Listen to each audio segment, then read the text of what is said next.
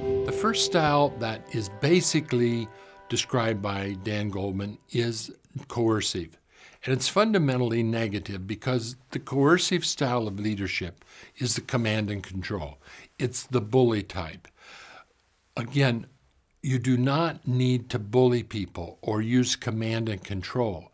If you are effective in being able to communicate, your sense of trust and authenticity will not really demand that you force people what to do. And the question often comes up, well, does threat work? Well, the answer is yes, threat will work, but only on a temporary basis.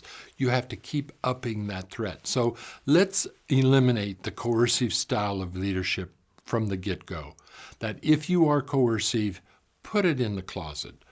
Don't use it. The second and most important leadership style is what Dan calls the authoritative style or the visionary style.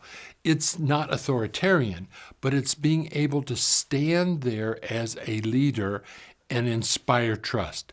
Secure-based leaders who are able to create this visionary, authoritative approach lead people because they want to be followed, people who see the leader as competent and someone who cares about them.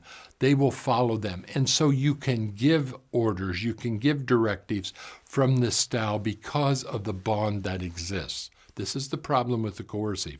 It is coercive because it lacks bonding.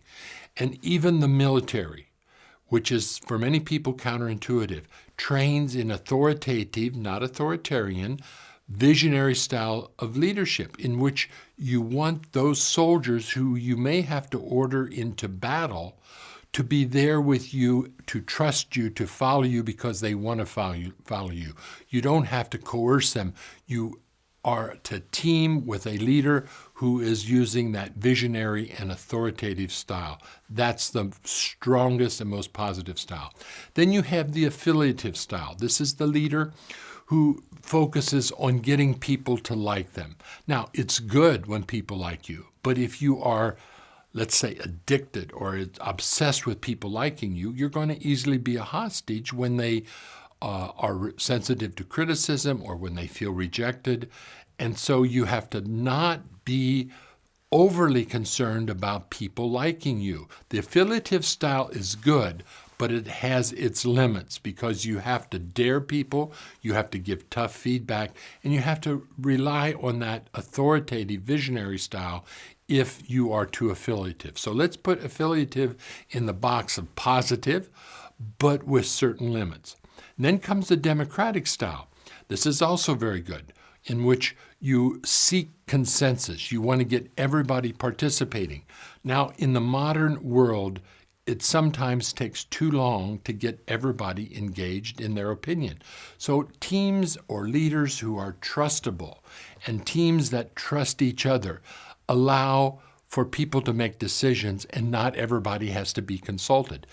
In teams that are insecure, some people feel rejected when they're not consulted. But if your leader is trustable, you allow them to make decisions and you go along with them.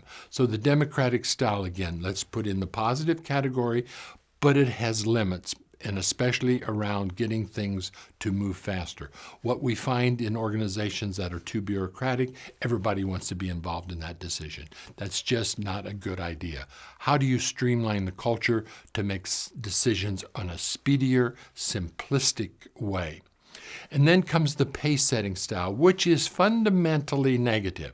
Dan describes the fundamental pace setter as negative because the pace setter from that negative perspective is giving too long of stretch goals without empathy and compassion.